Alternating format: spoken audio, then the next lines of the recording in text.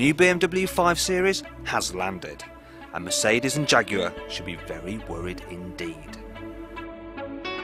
After all, over the previous generations, the 5 has been an innovator, a record breaker, an award winner, a standard setter and a risk taker.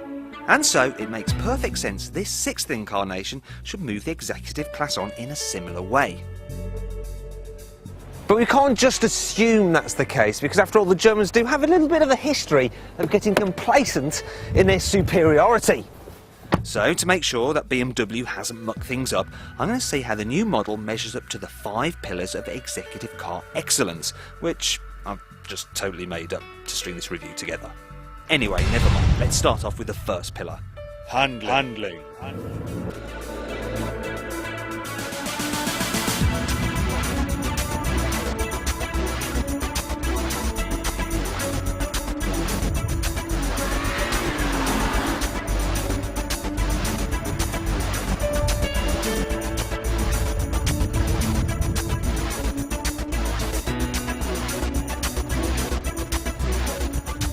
Now, I could witter on about the new 5's high-tech chassis or its endless array of driver's aids, such as the integral active steering, which really isn't worth bothering with, or the adjustable suspension, which is, but we'd kind of be here for hours, so I'll just try and sum this up for you nice and simply.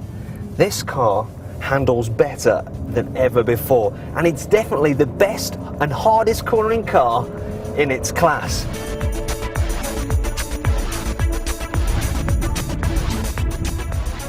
If I was really boring, I could say that the new all-electric power steering lacks feedback, but really, most buyers won't notice this, so I won't. The second pillar of executive car excellence. Comfort.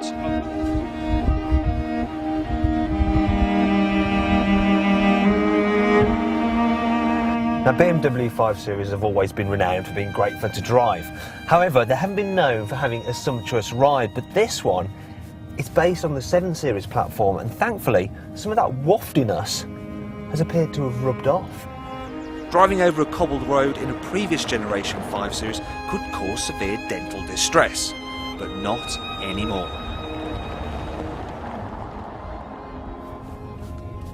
Not only my fillings still intact, but look at this, right?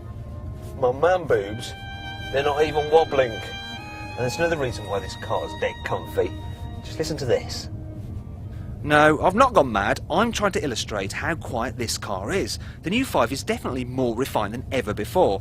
In fact, it seems like the quietest car in its class. The third pillar of executive car excellence. Performance. The 5 Series has always been blessed with great engines, and the new model is no different.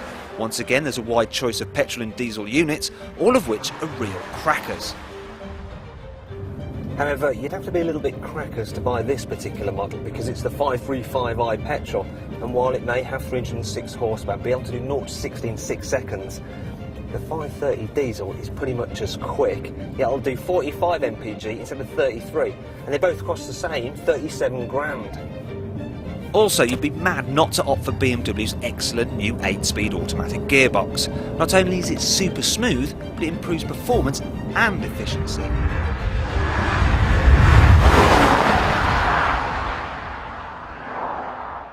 The fourth pillar of executive car excellence. Luxury. This bit can be dealt with quite quickly. You are looking at the best interior in its class. But not only is it sumptuous, there's noticeably more room inside than the old car, especially in the back. What's more, for the first time ever, leather is standard, even on the £28,000 entry-level 2-litre diesel. I do, however, have one complaint. I mean, this car comes with keyless go, which is good, but what's bad is the holder for this fob is in here. And having that open just kind of, like, spoils the whole ambience of this beautiful centre console. To tell you the truth, I'm just being picky. After all, I couldn't go through an entire review without moaning about something. Speaking of which, we're going to get onto the 5's Achilles heel. The fifth and final pillar of executive car excellence. Style. Oh dear, we may have a serious problem here, because this is one aspect where the 5 Series seems to have moved backwards. Somehow the design looks older than the one it replaces. It's by no means ugly, just a little bit anonymous, especially compared to the sexy Jaguar XF.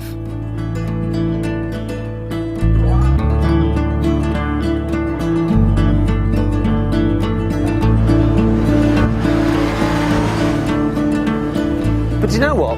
I'm not sure that actually really matters, because while the 5 Series might not be the kind of car you look back at on your driveway, it's not the kind of car you actually want to get out of in the first place, because, well, it's just so damn good.